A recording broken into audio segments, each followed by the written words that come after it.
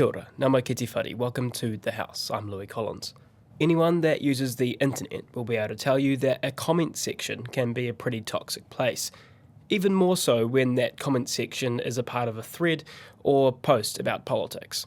30 years ago, being an elected official meant facing criticism from the media, your political opponents, and sometimes the odd heckler out in public. Nowadays, though, an MP can wake up in the morning, check their phone, and see a stream of negative comments and even sometimes abuse or borderline threats. Studies both here and abroad have shown that female officials are disproportionately targeted.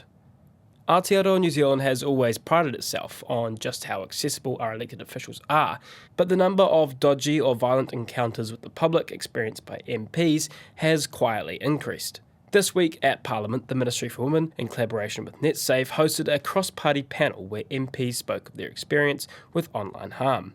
National's Nancy Liu said she was affected by disinformation spread about her marriage online during an election campaign. We don't have a way to fight back.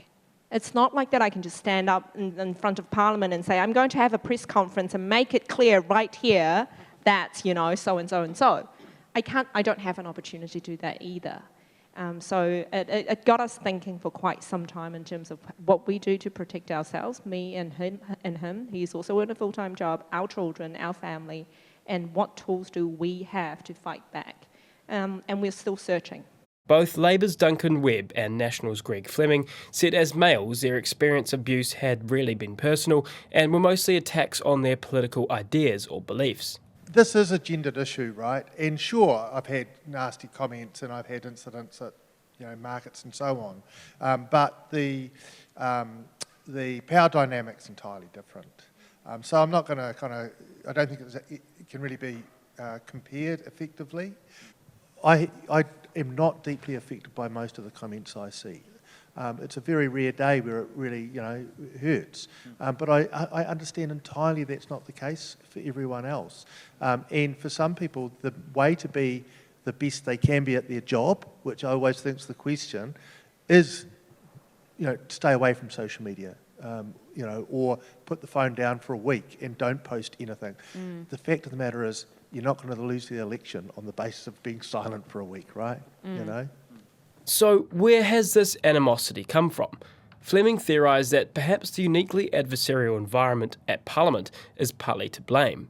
He reckons that this toxicity can be a deterrent to attracting the best and brightest to the role. We are, as political leaders, culture makers. Arguably, first and foremost, I think sometimes we have almost more effect at making culture than we do at making legislation sometimes. And I think what we could do a much better job of focusing on playing the ball, not the man, because we do end up legitimising it. When I met with a guy who, for quite a while, I would love to see come and serve in here, in terms of, you talk about the high-quality candidates, that this person would be a superb contribution to here. And they were really, really clear. They have thought about it. Occasionally it still bumps across their radar screen. They don't care about the hours, the seeming hopelessness of the challenge, and et cetera, et cetera, et cetera. The only reason why they wouldn't come is because of the toxic nature of the culture. Webb and his party colleague Ingrid Leary, who was also on the panel, suggested ways MPs could strengthen legislation around online harm. The first and most obvious thing is that the platforms take no responsibility whatsoever. They've always run the fiction that they're like a postbox that doesn't open the letters, which is just false. They've got every tool that is needed to know exactly how harmful the messages that are going up are, and to identify the people that they're coming from. And they have managed to persuade legislators not to intervene. And that's certainly something, I'm not announcing any Labor Party policy, I promise you, but that's certainly something we need carefully to look at, right? I think we need to strengthen the Online Harmful Digital Communications Act, and also probably have more frequent prosecutions. I have been asked previously whether the sanctions need to be harsher. There's no evidence to show that the harshness of these sanctions would make any difference, so I think it's about increasing the policing of it so that people are aware they can be prosecuted, and strengthening some of those laws. After the panel, I asked Ingrid Leary whether she felt that online harm of MPs had spilled over into real-world harm. Certainly, the longitudinal research from Otago University shows a trend in a declining sense of personal security. If we put that into a global context and think about actual harm to women, where we've had women MPs in Sri Lanka, where there have been attempts to set them on fire. We've had a woman MP in the UK shot. Recently, we had Shane Jones and his wife were accosted at the airport. We are seeing the spillover and the normalisation of hate speech type behaviours coming into the physical space. So all the evidence and trends would suggest that women MPs in particular are less safe than they were years ago.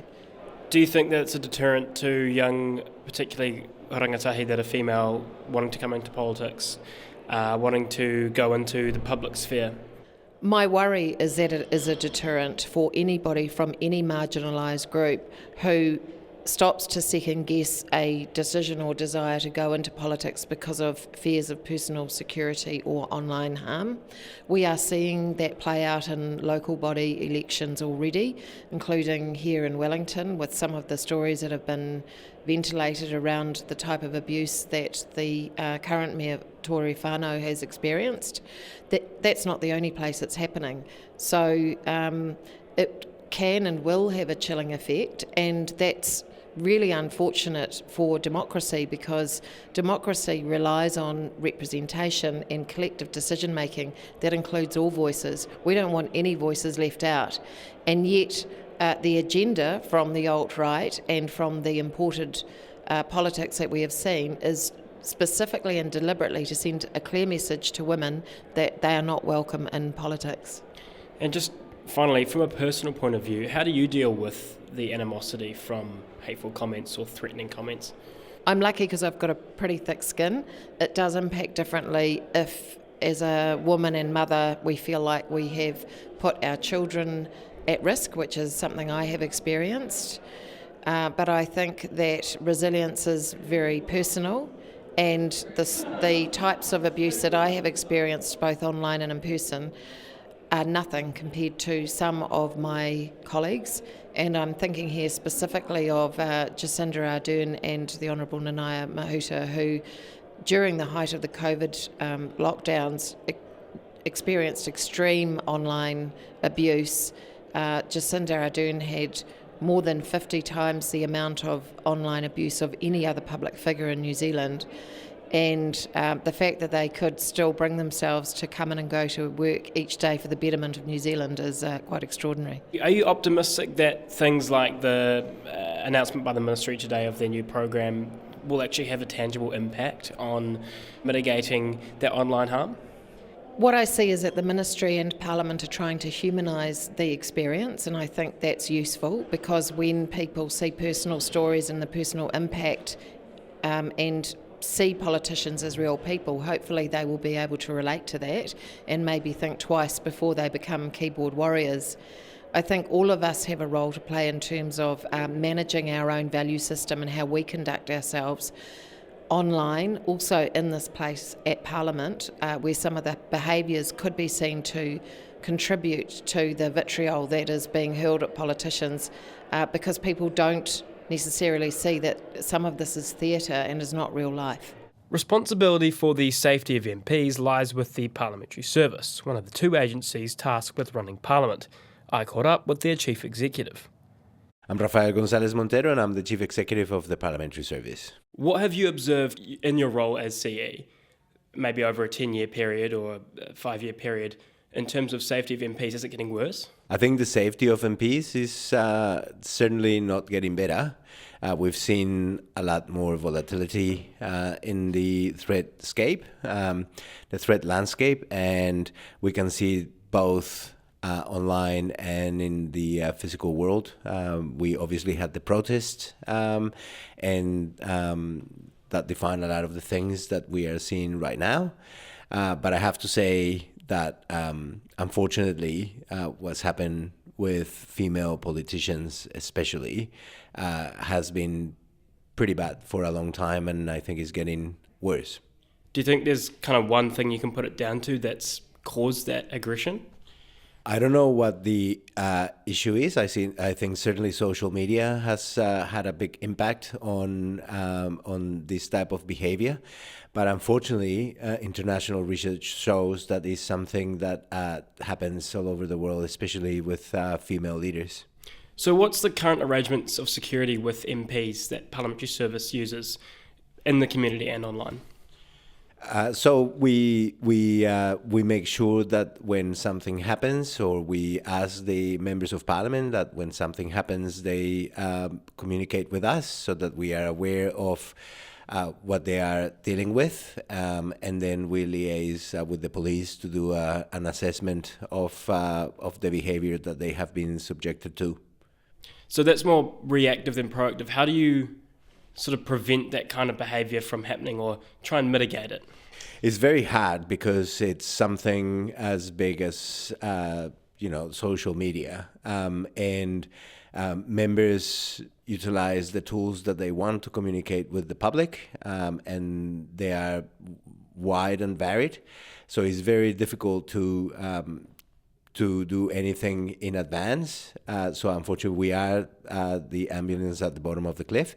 But that's why events like yesterday are so important, and partnering with the Ministry for Women in the toolkit that they've developed, not only for members of parliament, but for the staff that assist them, is been well received, and is very useful for us to try and assist members in preventing this sort of behavior. But in terms of preventing it totally, I think it requires, like we heard yesterday, Louis, a culture change all around. And I think this was a first step, and we need to keep working hard to make sure that happens. In that estimates hearing last month, you mentioned that there was a new sort of scheme that Parliamentary Service was trialling around sending security with MPs, and not necessarily high-ranking MPs, we're talking backbenchers, elected MPs, out into the community with them to keep them safe. Can you tell us a bit more about that? It is something that we trialed at the election, before the election. It is not really a service to go and accompany every single member of parliament, but what we do is we provide advice when members are going to be in the community. If they let us know and they advise us of what they're going to do, we provide a service of checking the place, where they're going, and doing a risk assessment, and then providing them with advice, and obviously keeping very close with the police. Has that become more common increasingly? The uptake has been pretty good, and we've got a very small team, so we are just starting, and they are busy. So hopefully something that we will see grow over the next months and years. And I know there's a Parliament bill that will make some changes in terms of security, but anything else on the horizon for the security of Parliament in general that you'd like to share? We are always looking at ways to keep our members safe, and especially the staff that work in the electorate and community offices safe. So we've been looking around what happens all over the world in other jurisdictions to see what we can adopt here. We are looking at ways to help prevent even more the bullying and harassment behavior that they are subject to online. And it's just a constant work that we are doing. We are doing a review of the system, which I mentioned at the estimates hearing last month. So it's a review of the system, the wider system, and see what changes we can do there. I te whakarongo koe ki te whare. You've been listening to The House, a program backed with funding from Parliament's Office of the Clerk. Matua.